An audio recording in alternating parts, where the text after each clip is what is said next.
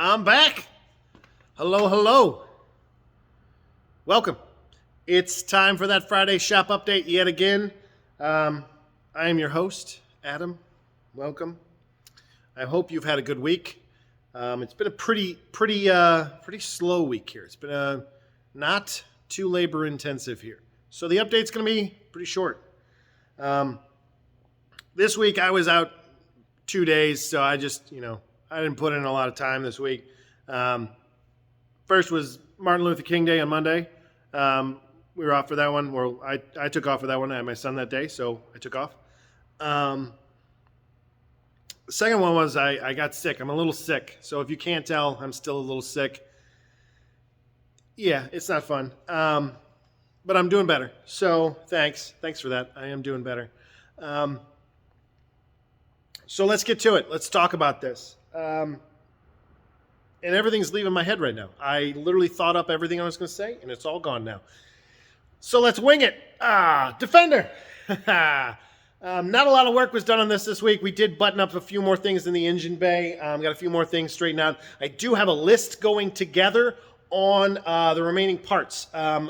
It's pulling part numbers, all that kind of stuff, checking, seeing who has the best price, all that stuff. We always like to price shop for our customers. We like to do that. It's nice. It's nice. So we've been checking around for that. I still have not gotten the air intake thing, the air intake piece, I still haven't gotten that in yet. I don't know what boat it's on, if it's on an airplane, if it's coming by camel. I don't know. It's still not here. So we haven't fired it up yet. But we're going to get cracking on this real hard next week. And that list will be finished. It'll be sent over to the customer as soon as that's done so that he can okay everything on it and say, yeah, that works. And what's this on the bottom of the list? What's this 10,000 pound winch? I don't need one of these. You do. Look at that bumper. We should change it. Look at how rusty it is. Let's put a different one on. Come on. You know you want to. Come on. Anyway, that's not going to be on the list, but I'm just giving grief. We'll have a finalized list for him. Get that done.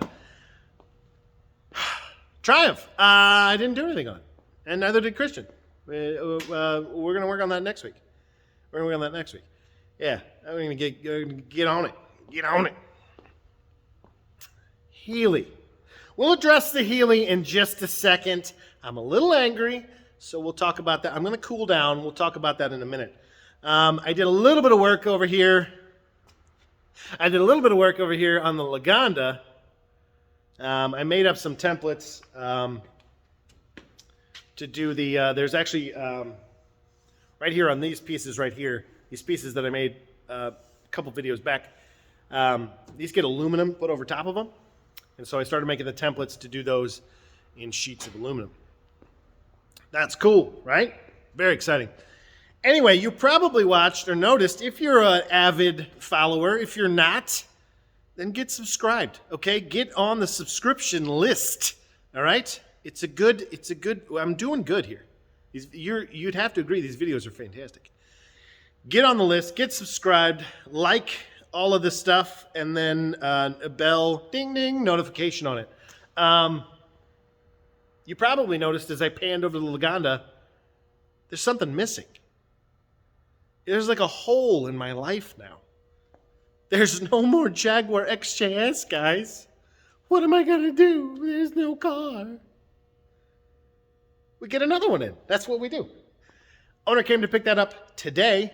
We wanted to pick them up a little bit earlier in the week, but we kept having issues with scheduling and it's stuff. Just stuff got in the way, and we didn't get it. It was ready to go. Basically, it was ready to go yesterday, but we wanted to finalize a couple of things on it, and then we sent it out today. We said, hey, go drive it. It's been sitting a long time. Give it the beans. Hit that loud pedal. See what she does. And if there's anything up, if there's anything that's not right, if there's, whether we worked on it or whether we didn't, let us know. Let's see what we can do with it. We want to make sure that he's happy with his car. I know I'm pointing to an open space. There's no car here. I don't know why I'm pointing over here. But he picked it up. That's great. He's a super guy, and I hope he gets some time to enjoy it. Hope it doesn't give him any problems. But I know it's a late 80s, early 90s Jag. It's going to give him some problems. So I hope it doesn't, but we all know it will. Healey. I'm angry, sad. We'll get to that in a minute. But angry. Last week I talked about how the rear fenders have no paint on the underside of them. So let's give it a peep at that, okay? Look at this. See this? See that over there? See that right there? That's bare steel. That's bare flipping steel, right? Now, I was a little peeved about it, sure. Not a big deal. I talked to the body shop. I talked to the painter. I talked to everybody I needed to talk to that we contracted it out to. And they were like, yeah, we'll take care of it. Well, I didn't get a chance to get these fenders over to them last week or the week before, whatever it was that I was supposed to do that. I wanted to get them over to them the beginning of this week. And so I started at the beginning of this week on Tuesday to pull the other fender off of the passenger side here. Okay? So I'm going to yank this fender off, and we're going to take the fenders up and have them do the paint work and stuff like that, and we'll bring them back. Well, to add insult to injury, we ran into more problems.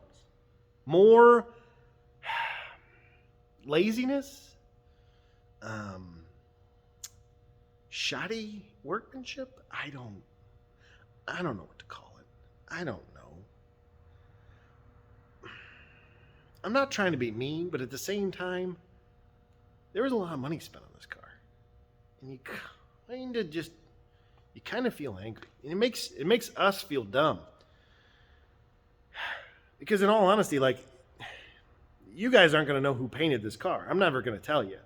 But at the same time, like, I know who painted this car. And the problem is when this goes out to the world, the people who see it don't know who painted this car unless they're like, yeah, I know that Brooklyn's restoration shop did that car. Oh, they did that car? Oh, that's not good. And that makes us look bad. But it wasn't our fault. And if we were dumb and we ignored it, yeah, it would certainly be our fault. And if we were, terrible people and we were like, oh, I see the problem there, but fuck it, just send it on down the road, and it would be our fault. But I spot the problems and I want them fixed. So we got to fix them. So I go to take this fender off, right? Pop it up. I'm pulling all the hardware across these beautiful curves, right? Yanking them. And I can't get the fender to come off the car. And I thought for a second that maybe the problem was the same issue with the other fender, that I had filler bridging the gap. Let me show you what I'm talking about here. Let's get down in the nitty-gritty here, okay? So right here, that's filler. That's body filler, okay? It physically sunk into the gap between the fender and the main bodywork and kind of glued the fender to the car, all right? That's not good. Quick rule of thumb, if you're a body shop, have your guys loosen the fenders and make sure that nothing's gluing the fender to the car. That's a good rule. So I thought I had the same problem with this fender. Somewhere on here there was body filler gluing it to the car, right? That's what I thought. And I thought I had located it down here at the B pillar, the lower part of the fender, okay? Down here, the lower part, we call this the dog leg, is what this is called. And it attaches to the B pillar. The B pillar is where the door shuts. That's where the door latch and all that stuff are. Okay? So I come down there and I see something is definitely holding it down there. Okay? So I get my little nylon prying tools. I think I'm going to pop that filler. We'll rectify whatever damage is done after the fact. So I give it a little pry. Won't budge. Will not budge. So I step it up. We go to a bit of a prying device, a metal prying device per se, and won't budge. I put a magnet on it. What I think is a glob of filler, I put a magnet on it. It's not filler. Somebody welded the bottom of this fender to the B pillar. What? The factory didn't do that shit. Why the... Ooh, you gonna get me demonetized? I don't get monetized. Not what I'm here for. Anyway, they welded the fender onto the car and then painted it. And they were like, whatever, it's fine. It's fine. Suffice to say, I was angry. So I had Christian call instead of me, because if I would have called the guys over there at the who we contracted this paint job out to, if I'd have called them, I'd have read them the riot act. All right, they'd have been ripped a new one and then some. Didn't happen. I didn't do that. But to kind of put salt in the wound, to kind of make this hurt a little bit more, and my pain is not, nobody cares. To make it hurt even more, the lady, I told you last week, the lady who owns this car has health trouble. We're trying to get this car done so she can give it a ride before the inevitable that we all face. Well, sadly, right after I posted last week's video, Christian sent me a text message. She had actually passed away. So sadly, we won't get this done for her. We will get it done for her grandkids and her son.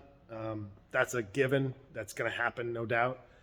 And we want to be as quick-paced as this as we were working on it to be for her. So we're guns a-blazing still. I really want to get, really want to get knocking this thing out. But now I've got to load it back up on a trailer. Christian talked to the body shop. They said, yeah, we'll take care of everything, whatever. They gave us a lot of excuses, okay? I'm a little bit perturbed by that because their website, and again, I'm not naming names here, but their website very much says they're a no-excuse shop. And they did nothing but give us excuses as to why they did shite work. Anyway, they're going to take care of it, fix the paint debacles. There's another one on the front fender. There's a crack that somebody clearly touched up, which just, really, guys, you saw the problem and you just touched it up with paint. Get bent, all right? Like, come on. Do better. You're better than this. So you can see that there's a piece of yellow tape on the front fender. That's where the spot is. We're going to get this loaded up on a trailer. We're going to take it over there. We'll drop it off. They're going to remain anonymous. I'm not here to drag names through mud. All right. But we'll get this squared away. They'll take care of it.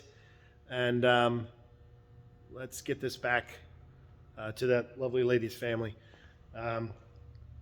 so that they can enjoy it. That's kind of it, guys. We're not done. We're not totally done, but that's it for updates on the cars. I do have my list going together for the Cummins turbo diesel swap on the Defender 110 project that will be filling this void that we have here.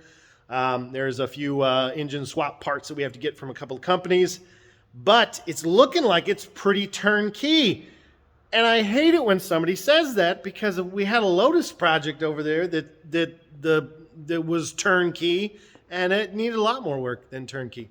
So a lot more.